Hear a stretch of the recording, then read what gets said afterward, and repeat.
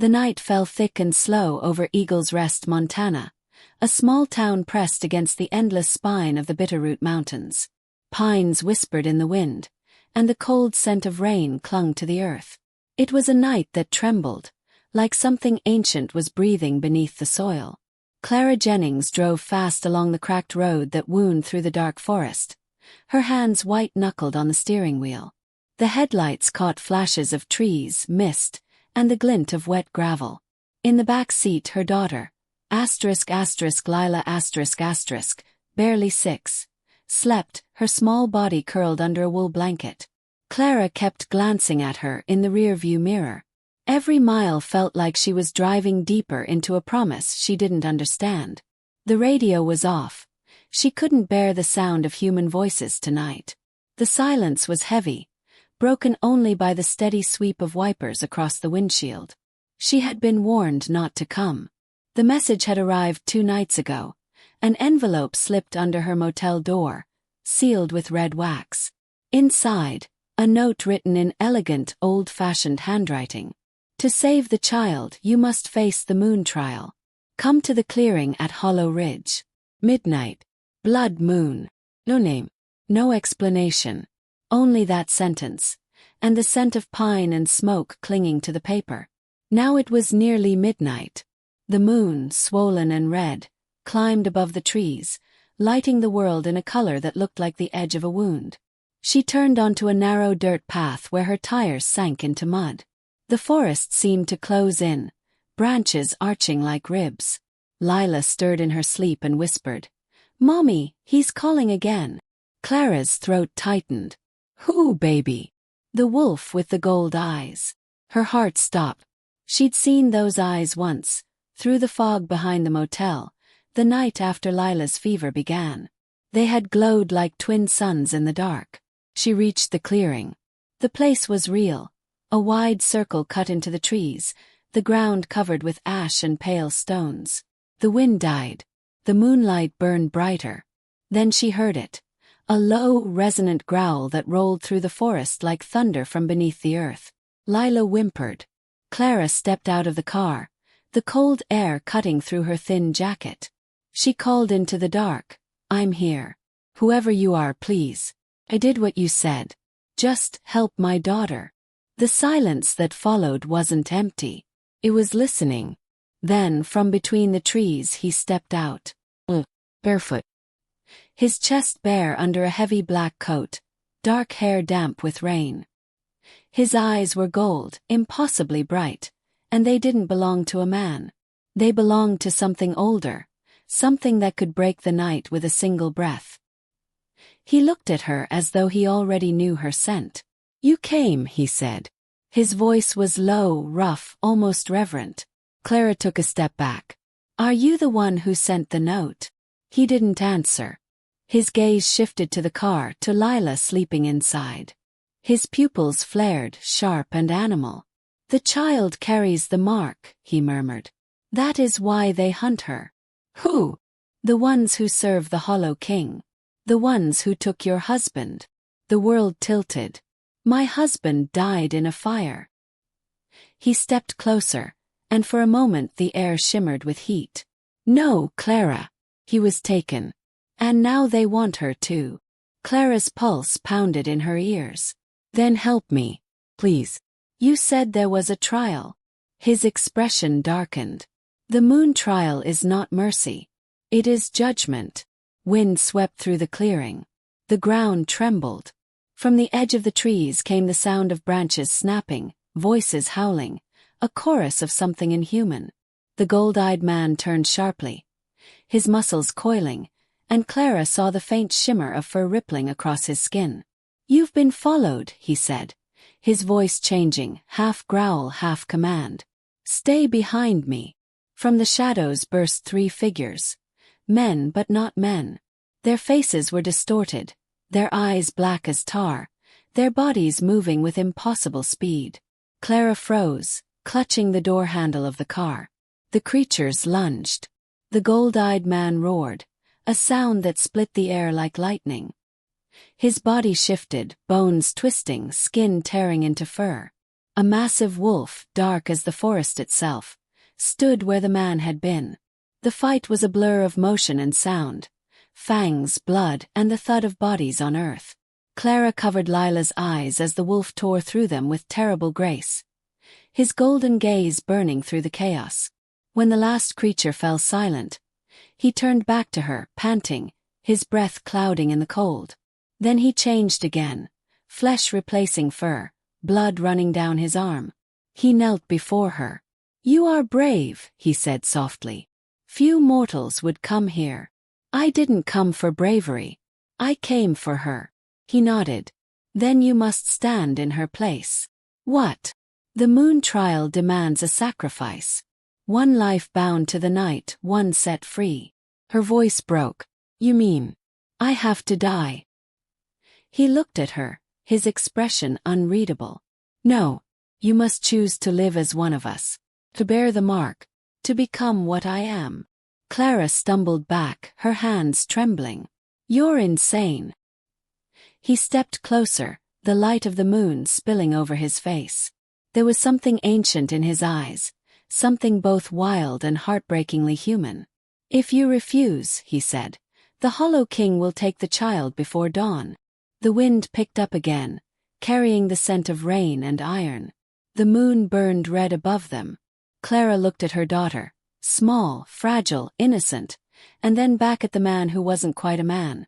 "What are you?" she whispered. He held her gaze, his breath visible in the cold. "I am Rowan Hale, king of the Blood Moon clan. And tonight, you are standing on sacred ground." The forest pulsed around them, alive and watching. "Face the moon trial," he said, "and the child will live. But if you fail—" His voice dropped to a whisper that cut through her bones. "You both will belong to the dark." Clara felt the ground shift beneath her feet, the air thickening with ancient power. Lila stirred inside the car, murmuring something in her sleep, one single word. "Mommy, wolf." Then the first drop of rain fell, heavy and warm, as the moonlight bled across the clearing like fire. And the trial began. The sun rose weak and pale over the Bitterroot Mountains, barely touching the frost that clung to the trees. The world seemed fragile in the light of morning, as though everything that had happened in the night might fade like a fever dream. But Clara knew it was real. Every inch of her skin remembered the trial. The glow of the stones. The voices whispering her name. The surge of power that had poured through her when she lifted her hand and stopped the shadow in midair. Now she sat by the cabin window, staring out into the cold forest where mist still hung low. Lila slept near the hearth, her small face calm for the first time in weeks. Rowan Hale stood outside, shirtless in the frost, his breath clouding in the air as he trained, movements too fast and fluid for any human man. The scars on his back caught the light like old lightning strikes. Clara couldn't stop watching him. Not because of desire, though there was that, a quiet ache she couldn't name, but because every motion of his body reminded her that he was both protector and predator. When he came back inside, he wiped his hands on a towel and looked at her. "You didn't sleep." "I couldn't," she said softly. "Every time I closed my eyes, I saw that night again. The fire. My husband's face. You." He said nothing. He poured water into a tin cup and handed it to her. His hand brushed hers and she flinched, not from fear but from the rush of heat that followed. "Why did you say I was your fated mate?" she asked. "What does that even mean?" Rowan's expression didn't change, but something in his eyes did, a flicker of something painful. "The moon doesn't make mistakes. When the trial calls a mortal, it's because her soul carries an echo of our kind. You felt it last night, didn't you? The way the air moved with you. The strength that wasn't yours alone." Clara stared down at the cup, watching her reflection tremble in the water. "So what? I'm supposed to become one of you now. Just like that." He leaned against the wooden post by the hearth. "It's not that simple. To turn you would be to bind you, to the clan, to the moon, to me. There's no returning to the human world after that." Her voice was small, almost broken. "And Lila, Rowan looked at the child sleeping near the fire. His expression softened. She is safe here for now. But the Hollow King knows her blood. He can smell it across the veil. That's why you were called. You are the barrier between her and him. Clara's throat tightened. Why her? Why us? Rowan hesitated. Then he said quietly, because your husband made a pact with the Hollow King. The words hit her like a blow. That's not possible. Mark was a schoolteacher. He fixed motorcycles in his spare time. He wasn't part of any of this. Rowan's eyes darkened. He came to me once. 10 years ago before you met him. He wandered into our land during a hunt. A man desperate enough to bargain with shadows. He asked for strength, to protect the woman he loved. But he didn't tell the Hollow King that the woman wasn't his yet. He didn't tell him it was you. Clara felt her pulse hammer in her ears. You're lying. I wish I were. She stood, pacing, shaking her head. No, Mark wasn't like that. He was good. He died saving Lila. He didn't. Did he? Rowan interrupted gently. Did he save her, Clara? Or did the fire come for her and miss? Her breath caught. She turned toward him, her voice trembling. You think my husband tried to sacrifice our daughter? I think he tried to repay a debt he never understood. Clara's knees buckled, and she sank into the chair. The cabin walls felt smaller, closer.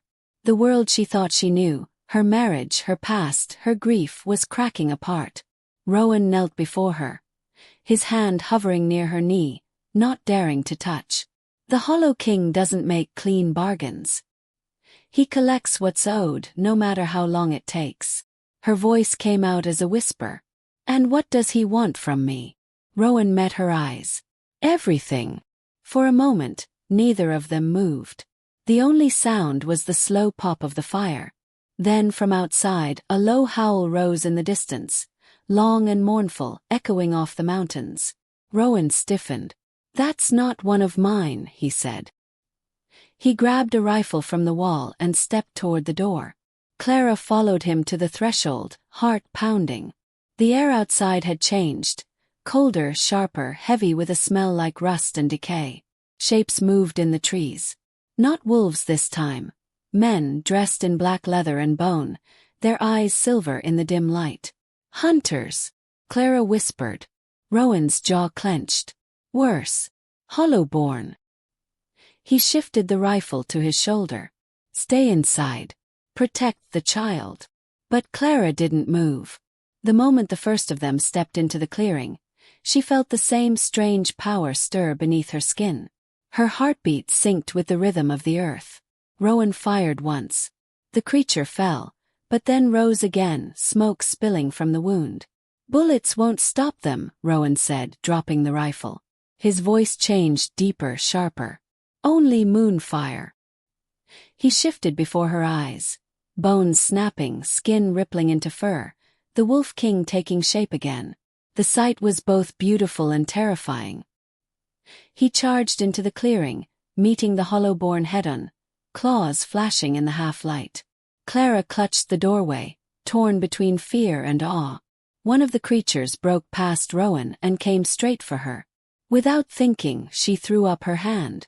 Silver light exploded from her palm, blasting the thing backward into the trees. The sound rang like thunder. She gasped, staring at her own hand. The skin glowed faintly, veins lit with moonlight. Rowan turned, his golden eyes wide. You're awakening faster than I thought. Then the air shifted again, and all sound stopped. A figure stepped out from the shadows. Taller than the others. Cloaked in black that shimmered like oil. His face hidden by a silver mask. When he spoke, his voice was both man and echo. Give me the child, Rowan Hale, he said. And I'll let the mother keep her soul. Rowan snarled. You have no claim here. Oh, but I do. The figure stepped closer, and Clara saw his eyes through the mask. Pale, empty, bottomless. Her husband made a promise in my name. The debt carries through the bloodline. Clara's body went rigid. The masked man turned to her. You have her power now, don't you, mortal? The moon's whisper in your veins. Do you know why it burns? She shook her head, breath shallow. Because it isn't yours. It was his gift to her, the woman your husband loved before you. The words cut like glass. What? Rowan took a step forward, growling. Enough. But the Hollow King only laughed, a sound that felt like cold wind through bones. You didn't tell her, did you, Wolf King? You didn't tell her who she really is. Clara stared between them, her heart pounding. Rowan, what is he talking about? The Hollow King raised his hand. Ask him about the woman named Alina, the moon's first heir. Then the wind tore through the clearing, scattering snow and leaves, and when Clara opened her eyes again, the Hollow King was gone. Rowan stood there, breathing hard, blood dripping from his claws. He didn't meet her gaze. Clara stepped closer, her voice shaking. Who is Alina? He didn't answer. Tell me, Rowan. Finally he looked at her, and the pain in his eyes was worse than any truth she'd imagined. She was the last mortal who faced the moon trial, he said quietly. And she was my mate. The silence that followed broke something in her. Rowan turned away, his voice hoarse. She died because I couldn't protect her. And now, the moon has given me a second chance. Clara's breath hitched. You mean with me? Yes, he said. With you. But in his eyes, she saw the truth he couldn't say. The moon hadn't given him a second chance. It had given him a replacement. And for the first time since the trial began, Clara wished she'd never come to Hollow Ridge. The night after the Hollow King's warning felt heavier than any before. The forest seemed to breathe around the cabin, shadows moving with purpose, wind whispering words she almost understood. Clara sat on the floor beside the hearth, her arms wrapped around Lila as the child slept. Every few minutes she looked at the door, half expecting it to burst open. She didn't trust the silence. Rowan stood by the window, shirtless again, the faint shimmer of moonlight tracing the muscles of his shoulders. His body was a map of scars, marks of battles won, losses carried. He hadn't spoken since the Hollow King vanished. Finally, Clara broke the silence. You should have told me. Rowan didn't turn. You weren't ready. Her voice rose, trembling. Ready to find out I'm standing in the shadow of another woman you loved? Ready to find out I'm not even chosen? I'm a replacement. He turned then, his eyes flaring gold in the dim light. Don't twist what you don't understand. Then help me understand. His jaw clenched. He moved closer, his presence filling the room like thunder. Alina was the moon's first heir. She carried the light you now carry. The Hollow King wanted her power, and she chose death rather than let him claim it. Failed her. I swore I'd never fail again. Clara's breath shook. And now you think saving me will erase that? Rowan's voice dropped. No. But saving your daughter might. The fire cracked between them, throwing sparks into the air. The heat stung her eyes. Is that what this is? She whispered. A redemption story for you. He stepped closer until their breaths mingled. It's survival, Clara. For you, for her, for all of us. The Hollow King grows stronger each night. If you don't complete the trial, he'll tear through the veil before the next blood moon.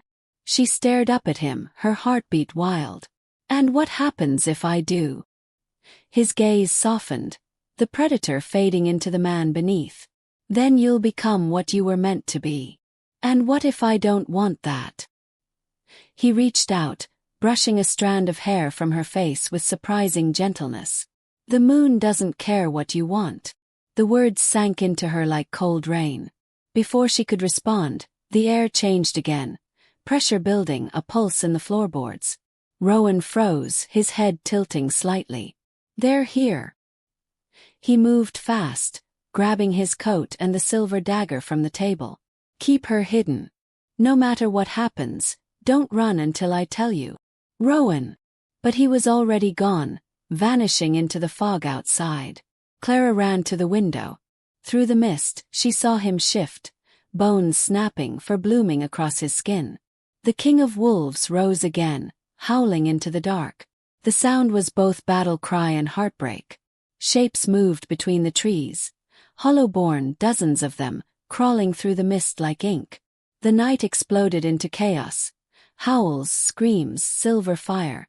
Then something struck the cabin wall, hard enough to shake the beams. Lila woke, crying out. Clara grabbed her, whispering, "It's okay, baby, it's okay." But the lie caught in her throat when the door splintered open. A figure stepped through, tall, cloaked, wearing the same silver mask as before. The Hollow King himself. He moved like smoke, the air freezing around him. "You've hidden long enough, Clara Jennings." Clara backed up, shielding Lila. "Stay away from her." The Hollow King tilted his head, studying her. "You carry her light well. Brighter than I expected. But it burns you, doesn't it? Every time you call upon it, you feel it eating at you." She could barely breathe. "Why are you doing this?" "Because the balance must be restored." His voice rippled like two voices speaking through one mouth. "When Alina died, the moon lost her vessel. The light was meant to pass to me. Instead, your husband stole it." Clara's blood ran cold. "What do you mean, stole it?" Mark Jennings was no innocent man. He found Alina's remains the night she died. The moon's power lingered in her bones, and he took it, bound it to himself. He thought he could use it to protect you. Foolish, mortal love. Clara's vision blurred. "That's not true." The Hollow King's masked face tilted slightly. "Why do you think your child was born with eyes like silver?" She froze. Lila's eyes. Pale gray, almost luminous since birth. The Hollow King took another step forward. "Half of Alina's light lives in the girl. The other half burns inside you. That's why the moon called you here, to finish what began the night Alina died." Clara's knees trembled. "No, no, that can't." But before she could finish, Rowan burst through the doorway, fur streaked with blood. He slammed into the Hollow King, sending both crashing into the snow outside. Clara screamed, "Rowan!" He turned to her, voice low and urgent. "Take Lila. Run to the ridge. Don't look back." But she couldn't move. She stood frozen as the two forces collided, Rowan's claws against the Hollow King's shadow. Light and darkness tore through the clearing, shaking the trees. Then the Hollow King struck him down. Rowan fell hard, blood spilling across the snow. The world seemed to slow. "Mommy!" Lila screamed, reaching for him. Clara dropped to her knees beside him, hands trembling as she pressed against the wound. "Rowan, please, don't you dare." He coughed, his hand finding hers. "You have to finish it. The trial. It ends at moonrise."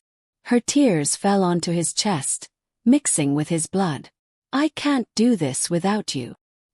He managed a faint, pained smile. "You already are." The Hollow King's shadow loomed over them. "It's over, Wolf." Clara turned, fury burning through her grief. "You don't get to touch her." She stood, the power inside her roaring awake. The air around her shimmered. Moonlight broke through the clouds, wrapping her in silver fire. The Hollow King stepped back. "Careful, little air. The light you summon will destroy you. Then let it." She raised her hand, and the clearing erupted in white. The Hollow King staggered, his cloak burning at the edges. For the first time he looked afraid. "Alina's light belongs to me," he roared. "No," Clara said. "It belongs to us." The power exploded outward, knocking him into the trees. But the force tore through her too, her body shaking, light bleeding from her eyes, her skin splitting like glass under the strain. Rowan crawled toward her, his voice breaking. "Stop, Clara, stop. You'll burn yourself alive." She looked at him through tears and light. "Then let me end it." The Hollow King rose again, his mask cracked, his form flickering. "You can't kill what was never alive." Clara reached into her pocket and pulled out something small. Mark's wedding ring, twisted and blackened by fire. She held it up. "Maybe not. But I can end what he started." The light surged again, brighter than the moon. The ground split.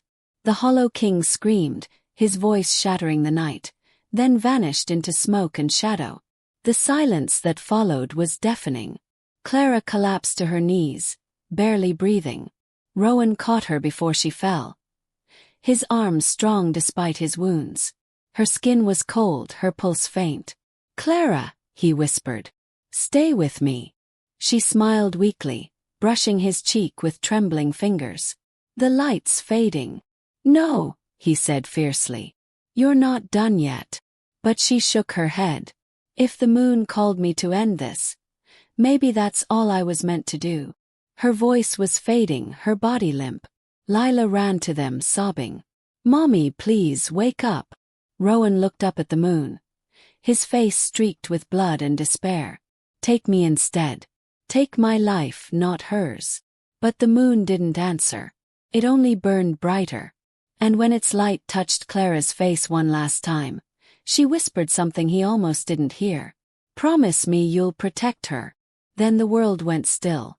Rowan held her as the snow began to fall, soft and soundless. Lila's cries echoed through the clearing, the only living sound left beneath the silver sky. The King of Wolves bowed his head over the mortal who had faced the moon and lost. The winter never left Eagle's Rest. Not truly. Even when the thaw came and the rivers broke open, the air still carried the weight of that night, the night the moon took Clara Jennings. It had been 3 months since the battle on Hollow Ridge. 3 months since Rowan Hale carried her body to the heart of the mountain and buried her beneath the ancient stone circle, the place where her trial had begun. The Blood Moon clan hadn't spoken of it since. But every full moon, Rowan stood at the edge of that clearing, watching the sky and waiting for a sign that never came. The only light left to him was the small child who slept in the cabin she once called home. Layla. She grew quieter after her mother's death, her silver eyes darker, as if she knew more than she should. Sometimes Rowan caught her standing outside at night, barefoot in the snow, looking at the moon with an expression far too old for her years. "She talks to it," said Mara, one of the clan's sentinels, one morning as Rowan saddled his horse. "The girl. She whispers to the moon like it's her friend." Rowan tightened the strap. "It listens." Mara frowned. "That's not natural." He looked up at her. "Nothing about her is." That night, Rowan returned to the cabin after another long patrol. Lila was awake, sitting by the fire with one of Clara's old books open on her knees. The pages fluttered even though there was no wind. "Can't sleep?" he asked softly. She looked up, her voice a fragile whisper. "She talks to me." Rowan froze. "Who?" Lila tilted her head toward the window. "Mommy." His heart stumbled. "Lila. She says you have to stop blaming yourself." The child's gaze was steady, unervingly calm. "She says the light didn't die. It just moved." A chill passed through him. "What do you mean?" Lila closed the book. The firelight flickered across her small, solemn face. "She gave it to me." Rowan stepped closer, kneeling before her. "Show me." Lila raised her hand. For a moment nothing happened, then a faint silver glow bloomed in her palm, soft as moonlight on water. Rowan felt it, the same energy he'd felt in Clara, raw and alive. The same power that had burned through the forest the night she faced the Hollow King. He swallowed hard. She shouldn't have been able to do that. Lila looked down at the light in her hand. "She said you'd say that." Rowan's breath trembled. "Lila, that power, it's dangerous. It can tear you apart." "But it doesn't hurt," she said. "It feels like her." He couldn't speak. The light faded, and she crawled into his arms, her small hands gripping his shirt. "She's still here," Lila whispered. "You just can't see her the way I do." That night, after she fell asleep, Rowan sat by the window for hours. The moon was high, pale and watchful. He spoke softly into the silence. "If you can hear me, Clara. Kept my promise. Is safe. She's growing stronger." The fire crackled. The forest whispered. And then, so faint he almost doubted it, a voice brushed his mind. Not safe. Not yet. He rose sharply, scanning the shadows. The room was empty, but the air shimmered faintly, like a breath passing through it. "Clara," he whispered. The light of the moon shifted, spilling silver through the window and pooling across the floor. It took shape, not a body but a shimmer of her presence, soft and radiant. Her voice came again, woven through the wind. "He isn't gone, Rowan. The Hollow King lives through the dark between worlds. He waits for the blood moon to rise again." Rowan's pulse quickened. "How do I stop him?" "You can't. Only she can." His gaze darted to Lila, asleep under her blanket. "She's a child. She won't be for long." The light flickered, dimming as her presence faded. "Clara," he called out, but the silence returned, thick and heavy. Outside the wolves howled. Spring came late to Eagle's Rest. The snow melted into rivers that carved through the valley, and green began to return to the edges of the forest. But the night still carried a pulse, something shifting beneath the calm. Rowan began training Lila in secret. He taught her how to track scents, how to move silently, how to listen to what the wind said. And each night, under the moon, she learned to call the light without losing control. Sometimes she stumbled. Sometimes her power flared too bright, and he would grab her shoulders, shouting her name until she remembered who she was. But each time she grew stronger. One evening, as the sun bled out over the mountains, Rowan stood on the ridge watching her. The girl moved with a grace that shouldn't belong to a child, half human, half something the moon itself had shaped. "You're ready," he said. Lila turned to him, breathing hard. "For what?" "The moon trial returns with the next blood moon." Her small hands curled into fists. "Then I'll finish what she started." Rowan's chest ached. "You shouldn't have to." She looked at him, her voice steady. "You said once the moon doesn't care what we want." He smiled faintly, but it didn't reach his eyes. "You sound like her." That night the wind changed again. The scent of ash carried through the trees. Rowan's fur bristled before he even shifted. The Hollow King was coming back. The blood moon rose one final time. The sky burned red, casting the forest in eerie glow. Lila stood at the circle of stones where her mother had once stood, the same symbols pulsing beneath her feet. Rowan stood beside her, his voice low and fierce. "Remember what she taught you. The light doesn't serve you, it is you." She nodded. Her small hand reached for his, trembling. "If I don't make it." He squeezed her fingers. "You will." The air split open then, black and cold. The Hollow King stepped through the rift, no longer masked. His face was both man and ruin, his eyes hollow stars. "Little heir," he said, "you wear your mother's light well." Lila's jaw set. "She's not gone." He smiled, sharp and cruel. "Then let her watch you die." Rowan shifted, roaring as he lunged, but the Hollow King struck him with a wave of darkness, throwing him back against the stones. Lila's scream tore through the night. The power inside her flared, the same silver fire that had once burned in her mother. The Hollow King laughed, spreading his arms as shadows swarmed around him. "You are too small to carry it. It will consume you." But Lila's voice rose over the storm. "It isn't mine alone." The light around her split, half gold, half silver. The air shimmered. And for an instant Clara stood beside her. Not flesh but spirit, pure light shaped by memory. Rowan, broken and bleeding, watched in awe as mother and daughter moved as one. "Together," Clara whispered. Lila raised her hands. The moon itself seemed to bow. The Hollow King screamed as light tore through him, every shadow, every lie, every wound unraveling until he was nothing but dust on the wind. Then silence. The blood moon dimmed, returning to silver. The ground stilled.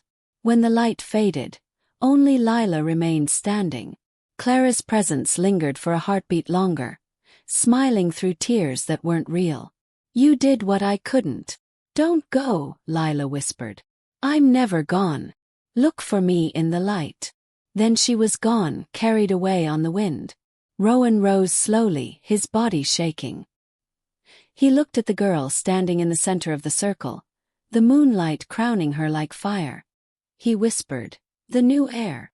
Lila turned to him, her eyes glowing faintly. "No, the moon doesn't want an heir. It wants balance." And when she smiled, he saw both of them there, Clara's strength and Alina's fire. The forest exhaled. The night softened. Rowan knelt before her, head bowed. "The world is yours now." She shook her head gently. "No, Rowan. It's ours." The first snow of spring began to fall, light, endless, shimmering like dust from another world. And somewhere deep within the silence of the mountains, the moon watched, calm, eternal, its light finally at peace.